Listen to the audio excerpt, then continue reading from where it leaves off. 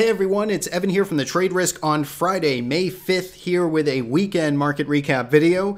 We're going to keep things a little bit shorter this time around. We're going to cover just the major markets and the current market environment. So with that, hope you guys had a good trading week out there. Let's get into the action here. S&P 500 SPY ETF finishing strong on the week, up plus 0.39%. That's 92 cents here on Friday. And given what the action looked like this week, this was definitely a standout strong day on a relative basis because it was boring out there this week. No movement whatsoever. It was just a bunch of chop here in the SPY ETF. As you can see, we traded entirely in this range here in this rectangle drawn on the chart for this week. And if it wasn't for Friday's kind of upside resolve, this weekly bar would have looked pretty slim, not a lot of movement, one of the tightest ranges we've seen in quite some time. Now, again, with this action here on Friday, we actually do have now weekly all-time closing highs here in the S&P 500 and new closing daily highs in the S&P 500. So a very nice session, a very nice way to end the week. You got to go to the cash market to see that just because the SPY ETF here doesn't adjust for dividends. So again, weekly chart here, you can see not quite intraday all-time highs. We didn't get above 2,400, but we did close on the high note near the highs of the week or at the highs of the week. And again, all-time closing highs. So very constructive action there. Back to the daily chart. Let's take a look at this here. In our midweek video, we sort of just outlined that we're moving sideways right underneath all-time highs, and we wanted to see, would these gaps get filled? Would this be a rollover, or would this be some type of continuation here to highs? Trend and momentum pretty much held in there all this week. Momentum, of course, weakened a little bit. Trend, of course, remained higher. And breadth, not so exciting. A little bit of softness there in breadth that we saw this week, but nothing major, not a huge standout. The way we interpret it, the way we sort of aggregate our breadth cycles, no major divergences just yet, but we do want to pay attention to see if that, if price action continues to rise, we want to see breadth, kind of stay up there and supportive, and we want to see, expansion in highs, expansion in stocks participating on the upside. That's, certainly the most bullish scenario out there. So we're going to have to certainly pay attention to that if we do see more follow through upside to all-time highs here next week. Now, we do have the French elections, round 2, happening on Sunday. That could be a potential catalyst for the market. We'll have to pay attention to how that shakes out. But for now, market doesn't seem too worried about it. Certainly, could say that about Brexit too. They didn't seem too worried about it. And of course, we know how that opened up the next day.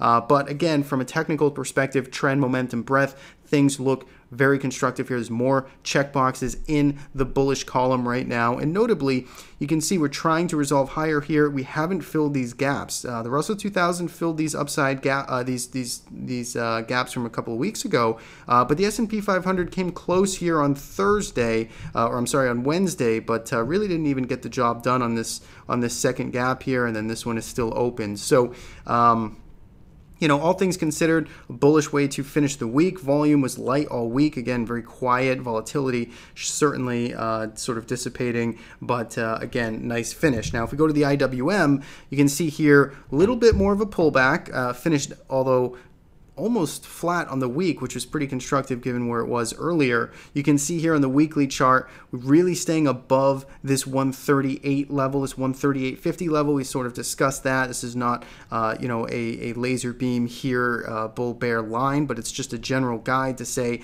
more or less we'd be more bullish and optimistic so long as we can stay above here. And so far, you can see this nice tail in here, buyers stepping in, selling drying up. They couldn't close us and get that that bearish follow through to last week's upside kind of reversal here. So all in all, IWM a little bit weaker, but holding where it needs to. It did fill both of its gaps, and again, holding into that 20 period. The trend still remains higher here. This could be a potential higher low off of this move from the 17th of April up to these highs, pullback, and now maybe we come back up and retest these old highs here. That's certainly the bullish scenario. If we start to lose 137 here, 137.50, that would be concerning. But again, nice close here on Friday near the highs. highs, not quite at the highs of the week like the S&P, but still nice to see the bulls get that action off of the lows. And the NASDAQ 100, once again, like the S&P 500, closing right at the highs, right at all-time highs, all-time weekly closing high, all-time daily closing high,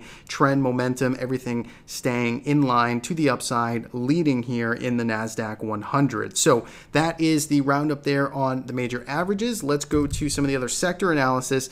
TLT finished lower on the week, down 87 basis points. You can see starting to just kind of creep back into this old range, getting a little comfortable trading in here. I think, you know, bulls can make a case that as long as they hold more or less this, you know, this general 121 area, but, you know, really we would like to see this back above 122, 122.50. If we could start to lift back above there, that'd probably get me interested for a trade. But for now, I'm just watching it. It's kind of settled back in this range. It's given back these highs here from December, January, and March. So again, I just want to pay attention to it. Still have, you know, this potential, this impulse leg from March lows down up to the mid of April. You get this nice move higher, and then you get a little bit of a pullback here. We just want to see it get back above, say, 122.50 or so. That would give it the most bullish, sort of optimistic scenario in my mind.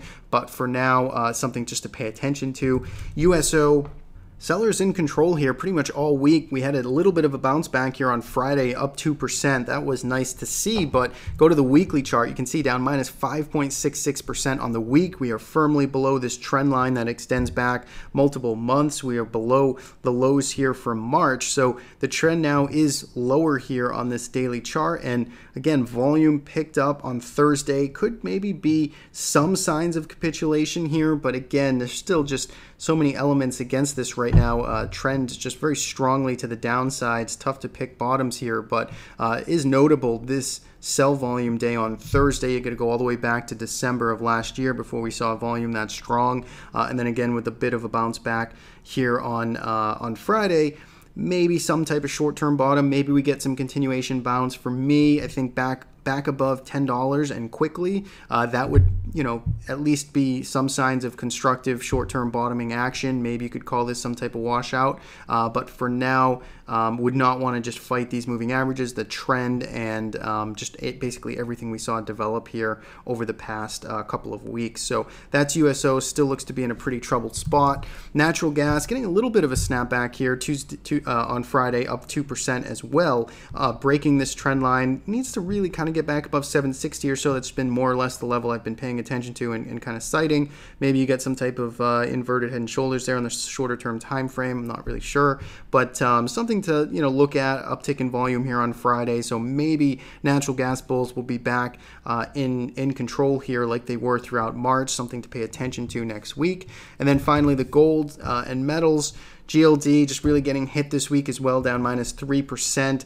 More continuation lower, volume picking up a little bit, kind of had that gap down. We lost this trend line, so not a whole lot of things to like here in the commodity space in general. GLD again just kind of giving back those April gains and then quickly coming back into these into these early March levels. So I think GLD for now, sellers in control here. You need to wait for some stabilization. If you're real tactical, you might have something to pay attention to, but you know, really for those higher time frames, you got to wait for some more stabilization. Just doesn't look too interesting to me. And then finally, silver. This one, I mean, finally had a green session here on Friday, up 45 basis points, but finished down almost 5% here on the week. It's cut right through that prior $16 support level. Real weak from a structural basis, but very oversold. The rubber band is stretched, so again, very tactical traders here that want to look for some potential snapback, mean reversion trade, bounce play, something to certainly pay attention to, but very, you know, concerning there for the longer term holders there, just looking to try and get some more silver stabilization. Like to see it back above $16, work out a base that would start to, you know, get at least some type of confidence in playing something more than just a quick snapback. So that's silver, that's gold. I think that's everything. So again, cutting it here a little bit shorter. I hope everybody has a good weekend. Thanks so much for watching, and talk to you again soon.